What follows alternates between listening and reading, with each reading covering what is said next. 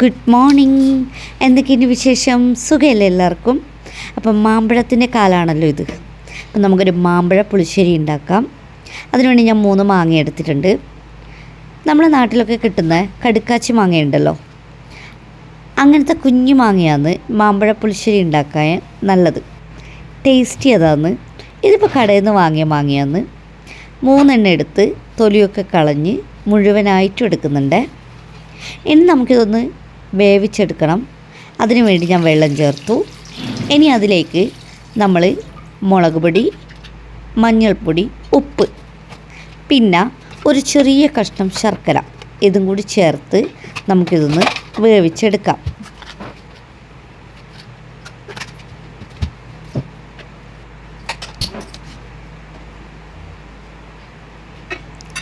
അപ്പോൾ നമുക്ക് അടച്ച് വെച്ച് വേവിക്കാം. ഇനി നമുക്കിതിന് വേണ്ട അരപ്പ് തയ്യാറാക്കണം. അതിനുവേണ്ടി ഞാൻ അരമുറി തേങ്ങ, 2 പച്ചമുളക്, പിന്നെ ഒരു കഷ്ണം ഇഞ്ചി, ഒരു ഇത്തിരി ജീരകം. ഇനി നേരത്തെ നമ്മൾ വേവിക്കാൻ വെച്ച മാങ്ങയിൽ എന്നോട് കറിവേപ്പില ഇടാൻ മറന്നുപോയി. അപ്പോൾ ഞാൻ അതിനിടയ്ക്ക് പോയിട്ട് കുറച്ച് കറിവേപ്പിലയും കൂടി ഇട്ടിട്ടുണ്ട്. ഇനി നമുക്കിതൊന്ന് അരച്ചെടുക്കാം. നല്ല രീതിക്ക് അരച്ചെടുക്കണം. അങ്ങനെ നല്ലോണം അരച്ചെടുത്തിട്ടുണ്ട്. അപ്പോഴേക്കും നമ്മളെ മാങ്ങ ഇതാ സെറ്റായി വന്നിട്ടുണ്ട്. നല്ല വെന്ത് പരുവത്തിലായി. ഇനി അതിലേക്ക് നമുക്ക് ആ ഒരു അരപ്പ് ചേർത്ത് കൊടുക്കാം. ഇനി കുറച്ചധികം നേരം ഇതിങ്ങനെ തിളക്കട്ടെ. അതിൻ്റെ കാരണം എന്താണെന്നോ, കുറച്ച് വെള്ളം എൻ്റെ കൂടി കൂടിപ്പോയിട്ടുണ്ട്. അപ്പോൾ അതും കൂടി ഒന്ന് സെറ്റായിട്ട് വരണം. അപ്പോൾ കുറച്ചധികം നേരം ഞാനൊന്ന് തിളപ്പിച്ചെടുത്തിട്ടുണ്ട്. ഇനി നമുക്ക് ഇതിലേക്ക് തൈരാണ് വേണ്ടത്. അപ്പോൾ ഞാൻ തൈരെടുത്ത് ഒന്ന് ഉടച്ച് കൊടുത്തിട്ടുണ്ട്. എന്നിട്ടിതാ അതിലേക്ക് തൈരും കൂടി ചേർത്ത്. തൈര് ചേർത്ത് കഴിഞ്ഞാൽ പിന്നെ അധിക നേരം ചൂടാക്കരുത്. ജസ്റ്റ് ഒന്ന് ചൂടാക്കി അതങ്ങ് വാങ്ങി വെക്കുക.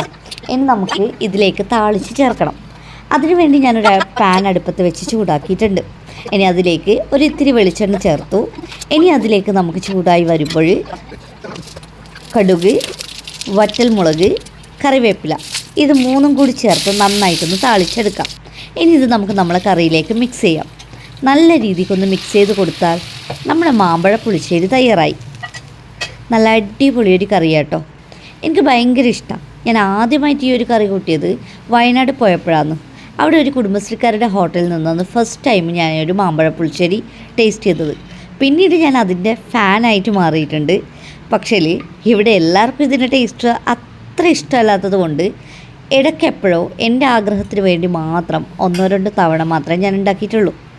അപ്പോൾ ഇന്ന് എനിക്കൊന്നുകൂടി ഇതൊന്ന് ഉണ്ടാക്കി നോക്കണമെന്ന് തോന്നിയപ്പോൾ അത് നിങ്ങൾക്കും കൂടി ഒന്ന് ഷെയർ ചെയ്യാമെന്ന് വിചാരിച്ച് അങ്ങനെ നല്ല രീതിക്ക് കുറച്ച് ചോറും മാമ്പഴ പുളിശ്ശേരിയും തോരനും കൂടി ഞാനങ്ങ് കഴിച്ചു.